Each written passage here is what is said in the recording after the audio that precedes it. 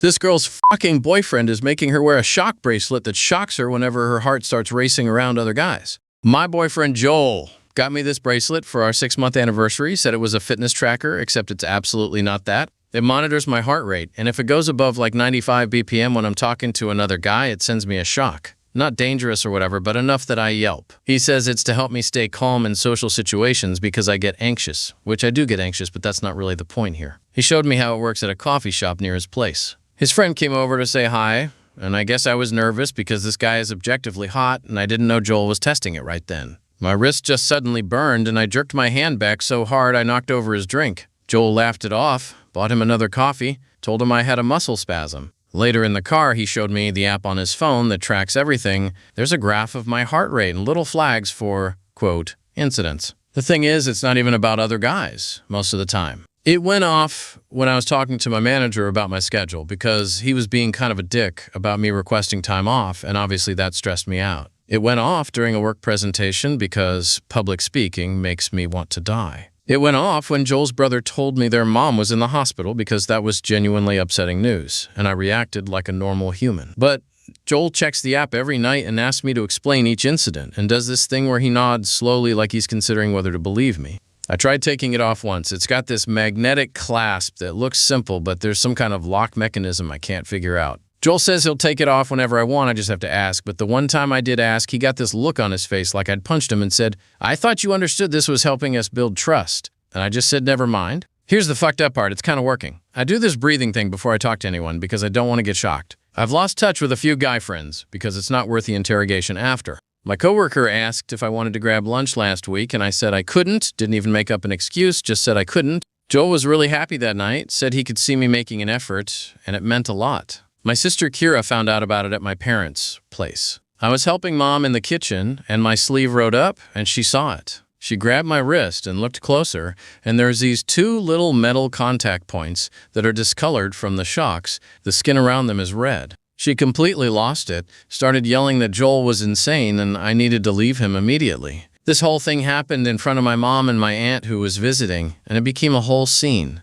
I tried to explain the context. Joel has bad anxiety from his ex, who cheated on him constantly, and this helps him feel secure enough to actually be present in our relationship. Kira said that was the most deranged thing she'd ever heard. My aunt, who literally no one asked, said that in her day, couples just trusted each other, but also she's been divorced 3 times, so I don't know how much weight her opinion carries. I looked up the bracelet model that night. It's marketed as a dog training collar, not even a fancy one, a budget option that someone modified to fit a human wrist. There are Amazon reviews from people talking about using it on their German Shepherds. I don't know what to do with this information. Update. He invited my sister over to demonstrate it's harmless. Joel texted Kira directly. I didn't know he had her number, but apparently he got it from my phone at some point. He invited her to our place for dinner to clear the air, and I only found out when she called me asking what the fuck. Joel made this whole elaborate pasta thing, kept conversation super light, asked Kira about her job and her girlfriend, and acted like we were all just having a normal sibling dinner. Then, after we ate, he put his hands on the table all serious and said he wanted to address the elephant in the room. He'd removed the bracelet from my wrist before Kira arrived, and I didn't even think about why.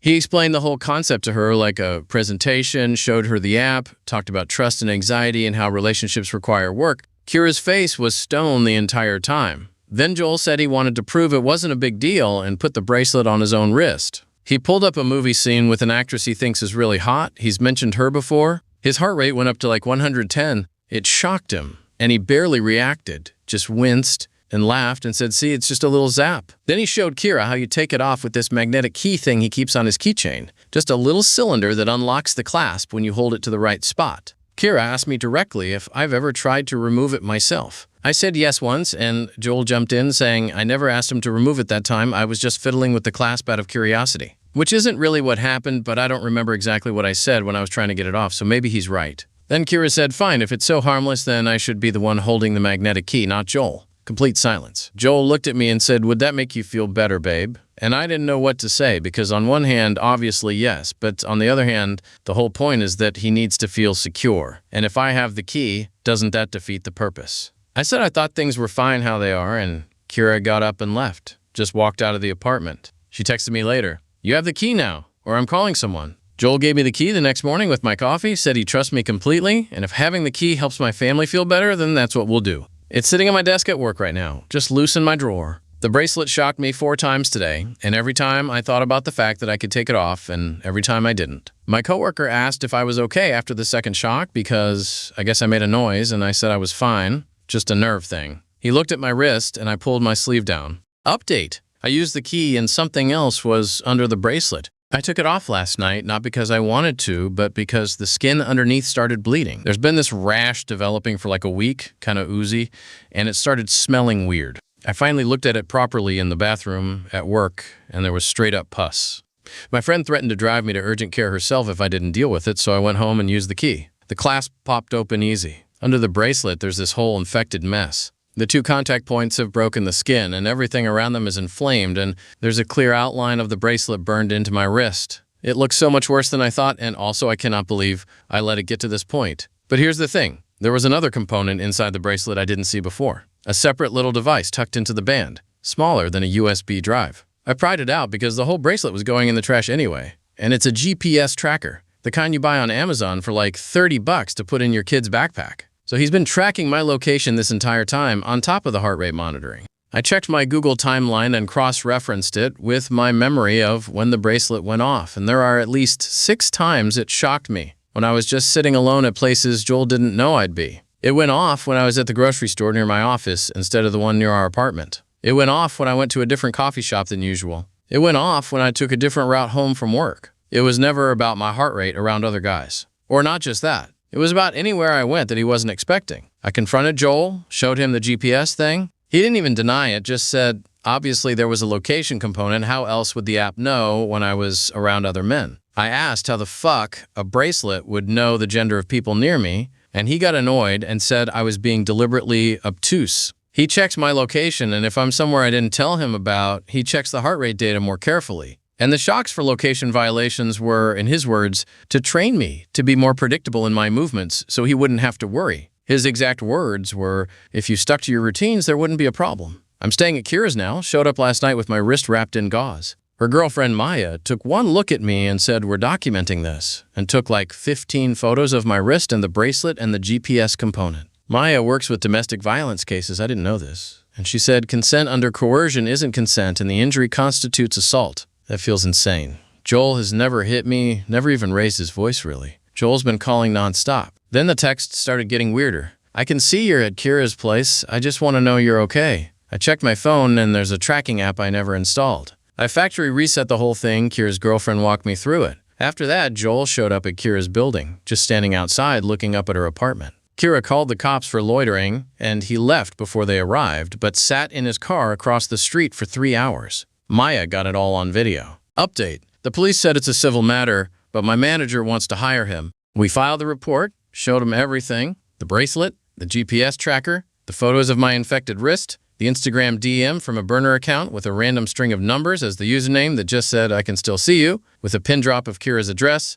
Maya's video of him sitting outside for 3 hours. The cop took notes and said, unless Joel has explicitly threatened me, there's not much they can do. I asked about the shock collar, and he literally shrugged and said I agreed to wear it. Maya started arguing about assault and coercion. He just repeated, it's a civil matter. I went to work the next day, and my manager pulled me into his office. He looked uncomfortable as hell and said Joel had reached out to him on LinkedIn with this long message about going through a tough breakup and looking for a fresh start, and he noticed the company is hiring for a senior analyst position. He attached his resume. My manager said Joel's qualifications are actually really good, and under normal circumstances he'd bring him in for an interview, but given that I worked there, he wanted to check with me first. I just stared at him and said, please do not hire my ex who shocked me with a dog collar. His face went completely white, and he said what? And I showed him my wrist. I've been keeping it covered at work, but I pulled up my sleeve and showed him the scars and the leftover infection and told him the whole story right there in his office. He asked why I didn't come to him sooner, and I said I didn't think it was a work issue. He said if it affects you, it's a work issue. That's the whole point of me. He immediately responded to Joel's LinkedIn message, saying the position was filled and blocked him on the company account. Then he got HR to put Joel's photo at the front desk, with instructions not to let him in the building.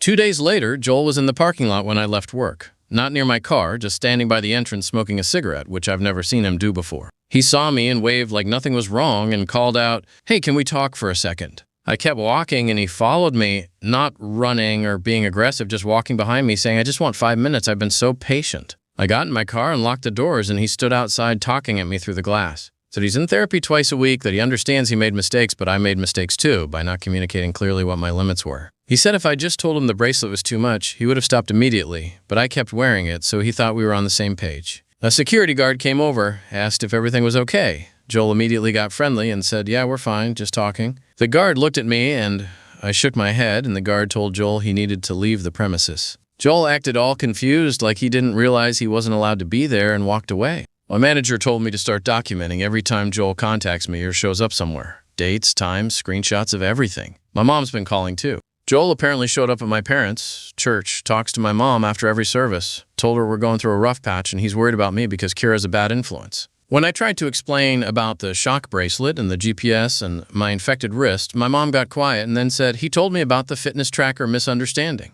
Misunderstanding? She said Joel explained I have really bad anxiety, and he was trying to help me manage it, and I took it the wrong way. My dad got on the phone and asked why I didn't come to them if I was having anxiety problems. Said Joel mentioned I've been really stressed and paranoid lately, and pushing away people who care about me, which from a certain angle looks true. I have been avoiding my guy friends. I did stop talking to some coworkers. I am not currently speaking to Joel. My aunt called me too, said I need to think very carefully about throwing away a relationship with a man who's clearly invested in making things work. I asked if she saw my wrist at the family dinner, and she said it looked concerning, but Joel explained it was an allergic reaction to the metal, and I should have mentioned it so he could get me a hypoallergenic version. I am not allergic to anything. The infection was from the repeated electrical burns. Kira called our mom back after I hung up and absolutely went off.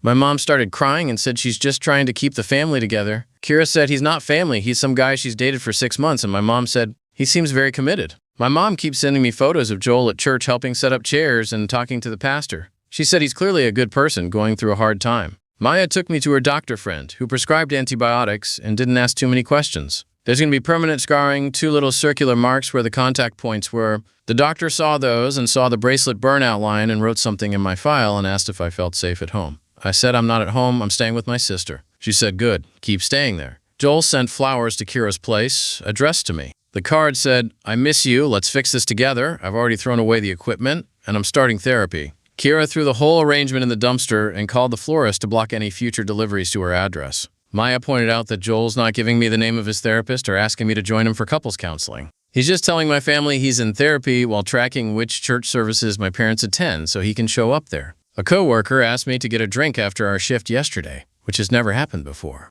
At the bar, he admitted he's been worried about me for weeks, said I seem scared all the time and he didn't want to pry, but if I ever need someone to walk me to my car or check I'm not being followed, he's happy to help. Which made me cry in the middle of the bar like an idiot. He just sat there and waited until I stopped crying and then said, "Ex-boyfriend?" And I said, "Yeah." And he said, "They always think they're the good guy." Joel posted on Facebook yesterday, first post in months, a photo of a Bible and a coffee cup. The caption says, "Finding peace through faith and patience. Some people are worth waiting for." My mom commented with a heart emoji.